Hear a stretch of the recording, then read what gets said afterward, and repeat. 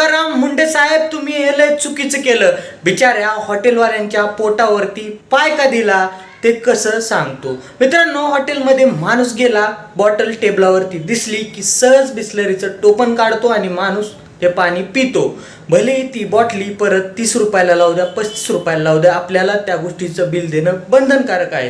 परंतु या गोष्टीमुळे तुम्ही हॉटेलवाल्याला लगेच ब्लेम नका करू. त्याचं झालंय असं की तुकाराम मुंडे यांनी सरळ निर्देश दिलेत की तुमच्या हॉटेलमध्ये तुम्हाला अगोदर ती पाणी उपलब्ध करून द्यायचंय, जे असं पाणी की येणारा प्रत्येक ग्राहक तो पाणी पिईल आणि ते पाणी जे असेल ते फिल्टरचं असेल. आणि त्यानंतरनं तुम्ही ग्राहकाला प्रेशराईज करून पाण्याची बॉटल घ्या म्हणू शकत नाही.